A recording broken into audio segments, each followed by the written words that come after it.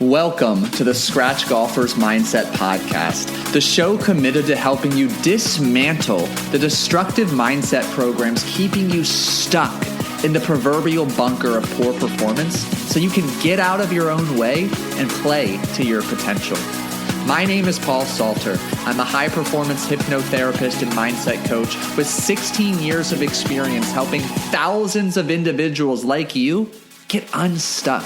This podcast features a collection of solo episodes, conversations with scratch and plus handicap golfers, and master classes with top experts in the performance psychology space. The one goal? To help you make playing to your potential a habit. Imagine you're driving to the course with a full tank of gas. But unbeknownst to you, there's a small leak in your fuel line. Nothing catastrophic, just a slow, consistent drip. You start the drive feeling great, but by the time you arrive to the course, your tank is nearly half empty. And midway through the round, you're beginning to sputter, wondering why your body feels tight and your mind feels foggy. That's what happens when you carry emotional tension, emotional baggage into your round, when you constantly carry the burden of fear, shame, guilt, frustration, pressure. All of these serve as sources of energetic leaks.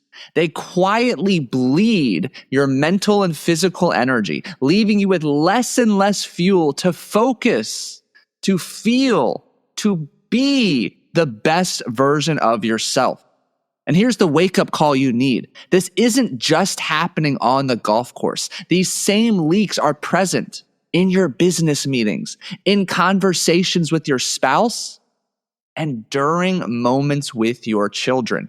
You show up exhausted, distracted, and reactive. Not because you want to, but because you're energetically tapped out. Welcome back to another episode of the Scratch Golfer's Mindset Podcast. I'm your host, Paul Salter, the golf hypnotherapist, and I'm so grateful that you're here today. For context related to today's conversation, I strongly encourage you, if you have not already done so, to go do some pre-listening to best prepare and be brought up to speed for some of the concepts and discussion points I'm going to share today. Episode 63, all about emotional constipation, is a phenomenal foundational episode to listen to prior to listening to this. And then 2 weeks ago, episode 75, all around the theme of intentionality. Those two episodes will serve as a wonderful foundation to help you best be ready to hear, absorb, and ultimately integrate what it is we discuss in today's episode. And before we get into that, I'm going to drop a little nugget, little sneak peek. I've committed to doing quarterly updates on my personal golf journey. And that means we're still about a month away from the Q2 update. However, I'll tell you, that member I participated in about 30, 40 days ago sparked something in me. I made one subtle change after ruthlessly reflecting and reviewing my playing, my demeanor, everything about that weekend. And that one change was to the tempo of my backswing. I'll just leave this here. I have shot new lifetime low after new lifetime low on 9, on 18, at my home course, at different courses. Buckle up because we are trending. I've gotten some lessons from a new coach, working out some kinks and closing some knowledge gaps to help me feel more confident committing to shot and club selections in various situations. And again, I'm just going to leave it at that. We are trending, really excited about the direction of the game. So much more to learn, so many more repetitions to put in, especially when I don't feel like it. But we're pushing, we're trending. And I look forward to being able to fully update you here at the end of the month of June. And I will say, and you'll get a much more expansive conversation around this topic, one of the biggest catalysts outside of any technical aspects of the game for this recent surge, this recent drop in handicap and scores as of late, is because I've patched up some of my own emotional energy leaks. And we have to remember, and this is where you get your note-taking device and approach ready because we're diving in, that the word emotion, like the root of this word in Latin, literally means energy in motion. And when you suppress or ignore your emotions, you don't make them disappear. And I share this all the time. For the first 30 years of my life, I was emotionally constipated. I wore my ability to suppress my emotions like a badge of honor. I thought I had to be the tough guy for everybody. I thought it was a sign of weakness. I was ashamed to have negative emotions, whether it was anger and frustration or whether it was sadness, disappointment, or telling someone I was feeling hurt by their actions or their words. I saw that as a sign of weakness. And I would just repress, and I'd repress, and I'd repress. Well, guess what? Inevitably, they came back to bite me in the ass. A pipe burst. I burst. There was an internal and external emotional explosion of energy, if you will. And if we continue on the theme of the car analogy, which I got a good chuckle out of when I was preparing this podcast because I do not know much about cars whatsoever. Though I will put on my resume, for the first time in my life, I had the opportunity to change a flat tire on the side of the highway. This was a few months ago. And I tackled that son of a gun like a boss. Got it done. But I digress. So again, emotion is energy in motion. When you suppress, ignore, don't adequately express that energy, those emotions don't disappear. You begin holding on to them. You store them. And storing emotions is like leaving your car idling in the garage, burning fuel without moving an inch. And the more unprocessed emotion you carry, the more energy you burn without any benefit.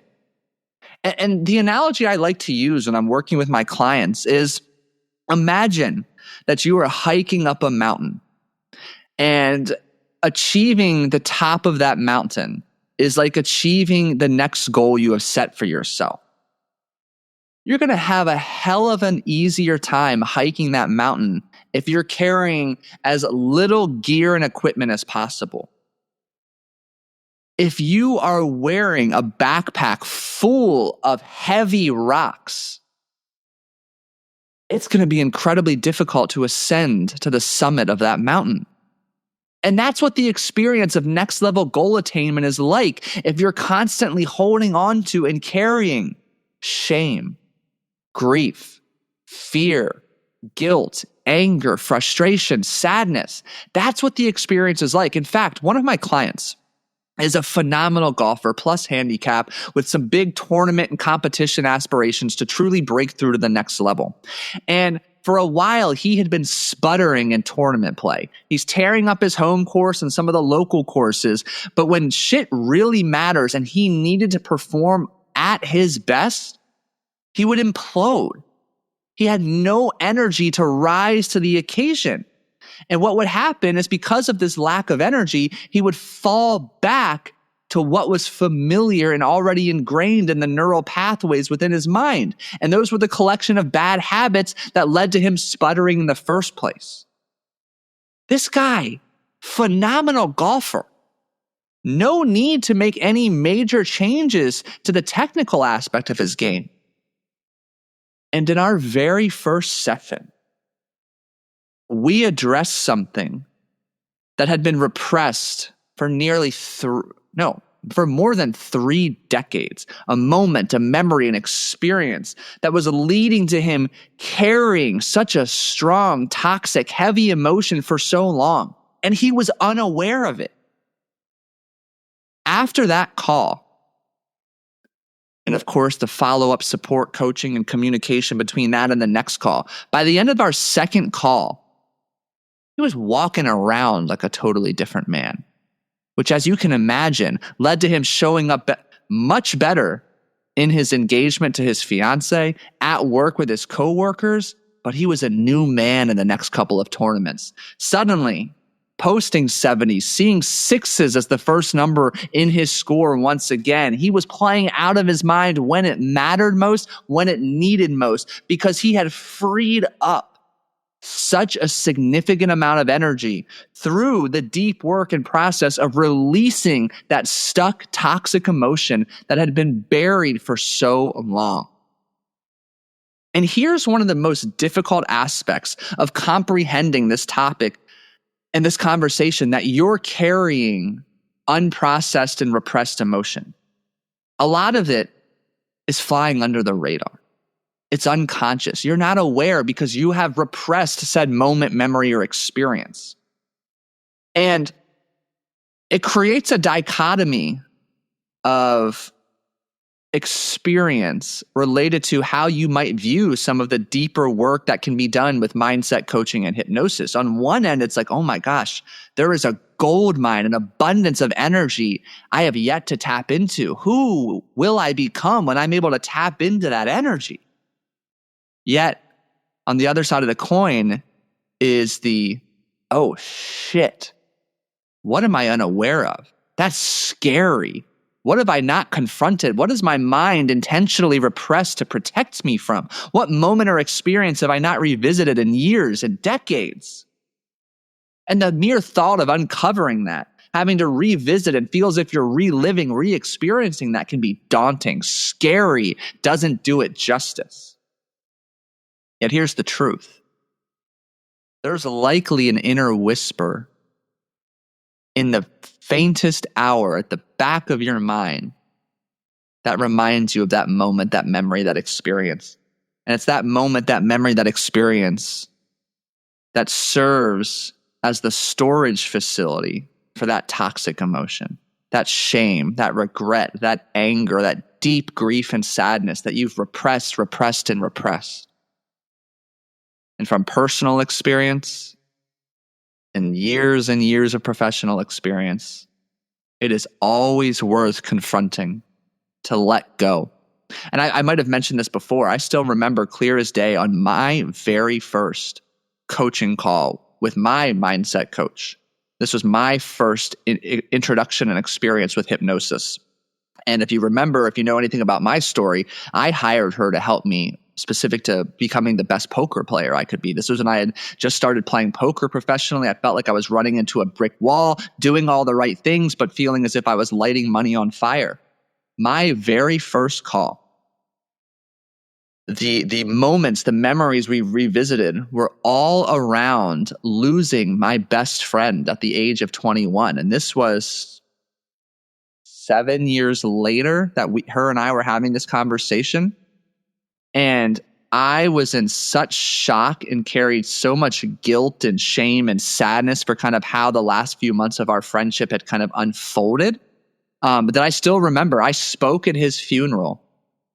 And rather than going to, the celebration of life after, the party with everyone, basically, I took a client. I was a personal trainer at the time. I went and took a client. I just couldn't be around it. I wanted to avoid, repress. And I cried on that first call. It was just such a big release.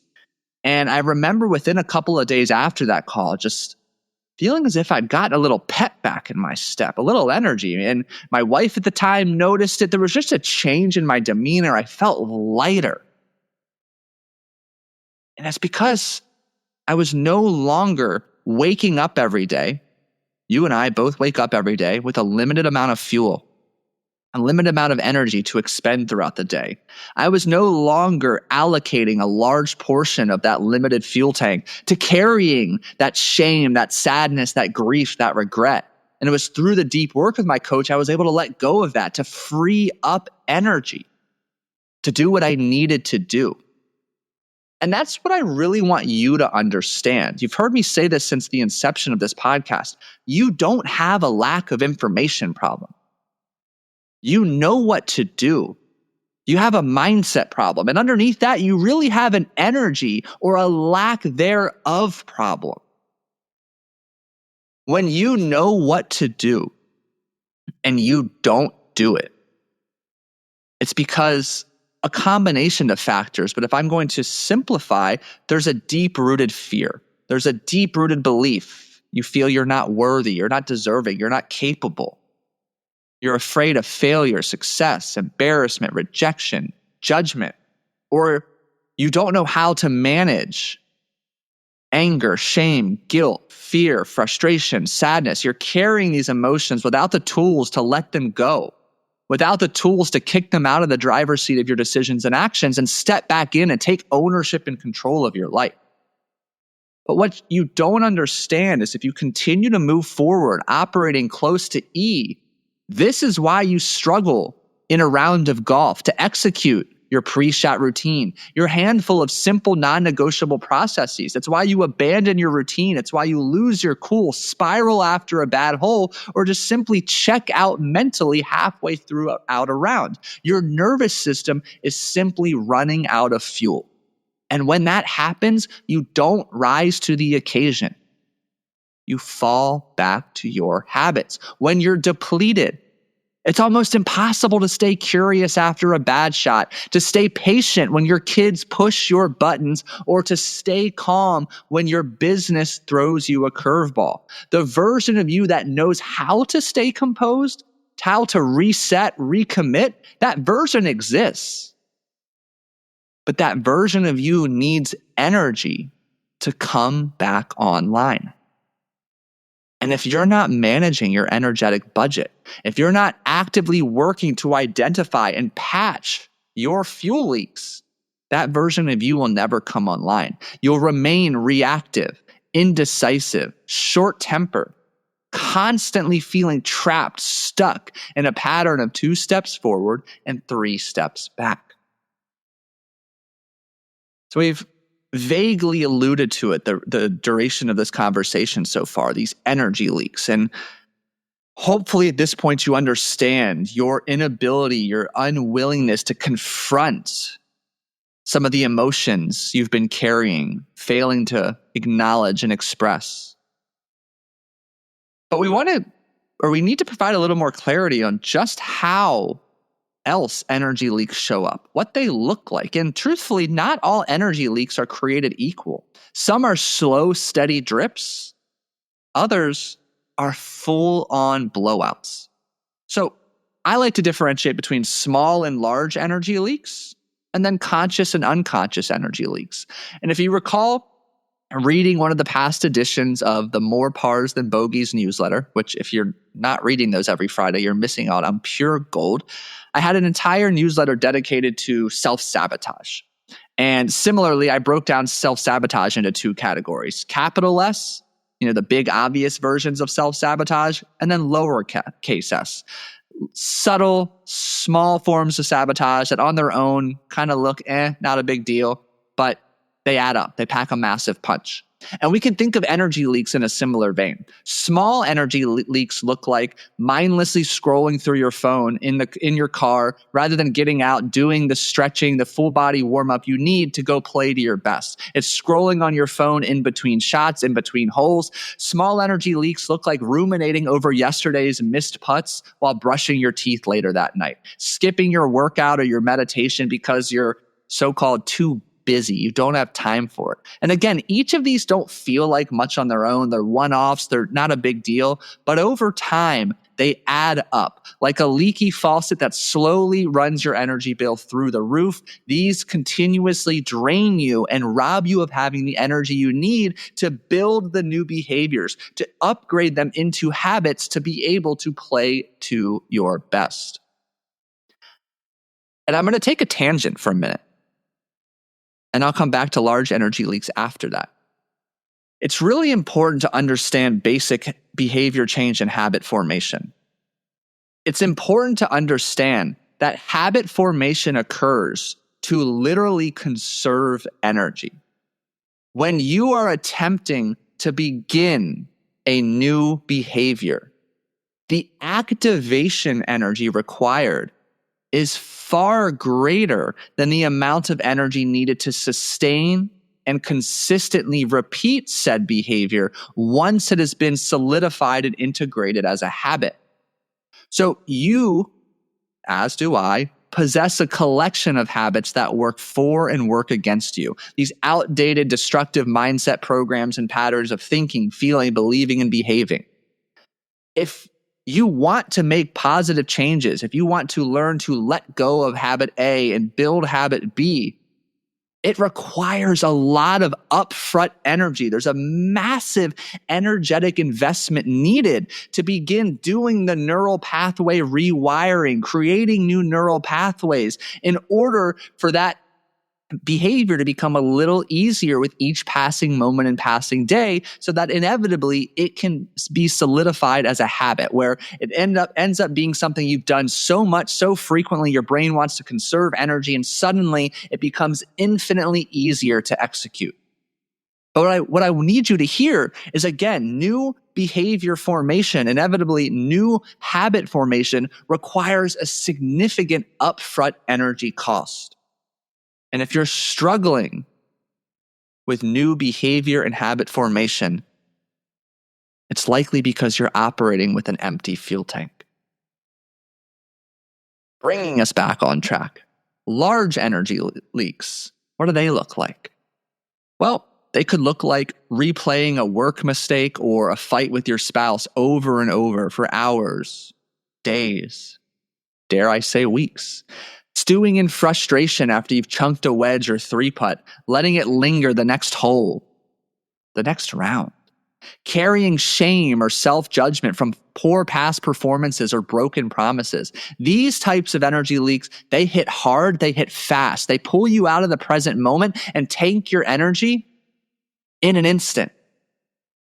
And then, of course, we could further categorize these types of energy leaks into conscious and unconscious leaks. Conscious energy leaks are the ones that you recognize, you're faintly or even clearly aware of. And this might look and feel like understanding and even feeling you're running hot, you're feeling impatient, you're stuck in a loop of negative thinking. You're well aware, but you don't really know what or how to get out of it. Unconscious energy leaks, like I alluded to, they're a bit trickier.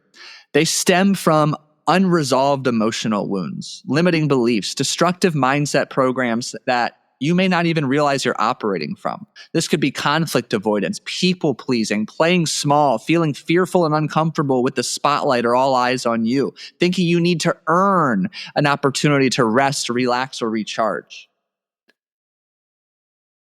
More often than not, the energy leaks that are unconscious are the big, large energy leaks where the true opportunity for a massive breakthrough and leveling up reside. And until you bring those unconscious patterns into awareness, they'll keep draining your tank without you even realizing it. So how do we plug these energy leaks? Well, couple points to share before we get into some tangible action steps. You are an emotional being. Like literally, if you we get a little chemistry lesson here for a moment, and we look at the structure of an atom. Long, long ago, they used to think an atom was primarily just mass, just weight. But as technology advanced, equipment became more sophisticated, updates were made. And this whole model of the atom, what we are composed of, was flipped upside down. Suddenly it was learned and realized that 99.999% of an atom was just energy. 0.001, and don't quote me on the number of zeros there. A very, very tiny portion of the atom was the actual mass, the weight. We are just energy. You're an emotional being. Every cell in your body is made of energy. And every emotion carries a specific vibrational frequency, whether it be gratitude, love, joy. These are high frequency, high energy, expansive states. Fear, shame, anger. These are low frequency, low vibe, contractive states. And I know some of you, I'm on the verge of losing, Paul's getting a little woo-woo, a little too spiritually, but this is like pure physics. Like studies in bioenergetics, neurobiology confirm that our emotional states have direct measurable impacts on our physiology and our performance. And the more time you spend in these high frequency emotional energetic states, the more energy or the more life force you bring to the moment. Whereas the more time you spend staying stuck in these lower ones by carrying this anger, this shame, this guilt, this sadness, the more energy you bleed. If you want to play to your potential, if you want to be the best version of yourself, you need to protect your energy like your life depends on it. And I think the tactical aspect of this conversation could serve as its own standalone podcast episode. We could have conversation around boundaries. We could have conversation around sleep, diet, exercise, morning routine, evening routine. And maybe we will have those conversations in future episodes. But for today, I need you to hear just how important it is for you to begin taking energy management, budgeting your energy seriously. If you're serious about being the best version of you, you need to understand that life is a game of energy management. Those who protect their energy, those who have the most energy, experience the most joy, love, fulfillment, and success. When you begin to learn how to identify where you're leaking energy, how to release stored emotional tension, how to cultivate high vibrational emotional states on demand, you start to become unstoppable. And you need practices that help you reset, rewire, recharge. And I think one of the low-hanging fruit opportunities is the moment that you catch yourself in a spiral of negative feeling, thinking, talking to yourself. The quickest way to change your psychology is to change your physiology. Get moving, jumping, bounding, arm circles, moving your body back and forth, side to side, up and down, getting some energy flowing, getting things moving again, stepping into, or maybe jumping into a more expansive state, utilizing your posture, your body language, your physiology to serve as a catalyst to get the energy going and flowing in the direction you desire and need it to go. But then we take the deeper route. And this is where we get into the coaching, to the journaling, the meditation, the breathwork. Breathwork is just one of many modalities and pathways to start tapping into some of those repressed, hidden emotions you've stored for so long.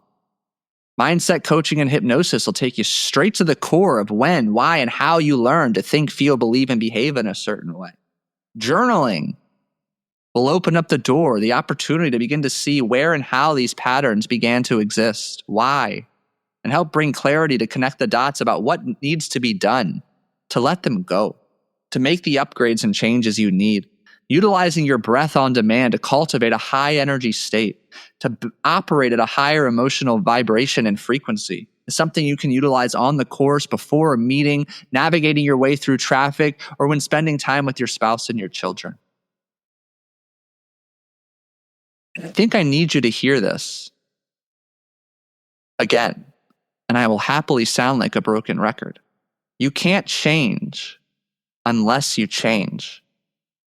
If you want to be better, you need to do better, which really means if you want to be different, achieve different, you need to do different, think different, feel different, believe different, behave different.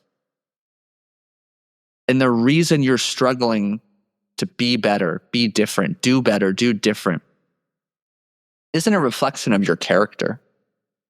It isn't a reflection of a lack of knowledge. It's a reflection of poor energy management. It's a reflection of having multiple energy leaks, some of which you're aware of and you're choosing not to do anything about, and some of which you're unaware of that are just constantly bleeding you dry, feeling like you're drained, you're on empty.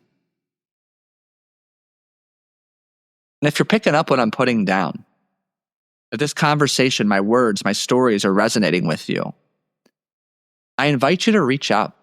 Use the link below. Schedule a mindset coaching discovery call with me. We can dig in, have a conversation about where you want to be, what success looks and feels like, where you are now, where and how you're feeling stuck, getting in your own way, operating on empty. And we can see if mindset and performance coaching is a perfect fit for you and a perfect fit for me. And I'm going to go back to another little nugget, a little brief update on the last 30, 40 days of golf. One of the additional improvements that I have made since member is bringing more intentionality to my practice. And the reason I'm sharing this is that indecision, operating without intentionality, just like we unpacked in such great detail in episode 75, is another form of an energy leak. When you are unintentional, indecisive, you expend so much energy in the moments you need to suddenly be decisive, have clarity, have a plan before you can actually take action. It's so incredibly energetically costly to remain unintentional and indecisive. And one of the problems I was experiencing from a technical side of the game was I am aware of what I need to practice. I mean, there's no shortage of aspects of my game I need to work on. I just didn't know where to begin, how to practice. You see 1,000,001 different drills on Instagram. Cool, but how does that apply to me? Well, fortunately, I found a solution. My good friend Michael Leonard of Wicked Smart Golf, you may know him. If you don't, you better go know him. He's phenomenal. He's got an outstanding podcast. He's a hell of a golfer himself. I don't know if his handicap's +2, +3, or maybe it's +5 at this point. The dude is rocking this year. Phenomenal coach, author, speaker. I was going to put my book on camera now, but my book is actually on my nightstand because I've been binging his book, his blueprint to break 80 consistently. Can't recommend it enough. But he also has this practice plan formula program. And in this online course structured program, he provides such a thorough collection of education, first and foremost, about how to practice, how to be intentional and deliberate, how to cultivate the right mindset and attitude to get the most out of your practice, before going on to giving you the literal best exercises, the best instruction and how-to, the blueprint to begin designing your own unique practice formula so that you can begin playing better and shooting lower scores faster. And it's called the practice plan formula. I can't recommend it enough. And like I said, in about a month's time, I have noticed a tremendous improvement in terms of clarity and decisiveness about when and what to do to practice certain aspects of my game. But also, as I alluded to, I am just seeing my scores starting to drop and drop and drop. And I can't recommend enough. You go check it out. And if you want to save a little bit of your hard-earned money, using the code SALTER at checkout will save you 10%. So Salter at checkout. I'll drop the link below into the show notes so you can go get Michael Leonard from Wicked Smart's practice plan formula. If you've been listening for a while, it's probably very clear to you I don't do this kind of thing. I'm happy to endorse people who have provided me value only after I've truly experienced the service, the product. This is the first time I've done this in 77 episodes.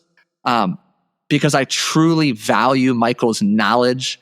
The amount of time he put into this, I can only imagine. It looks like he spent years on it because it's that in depth, it's that good.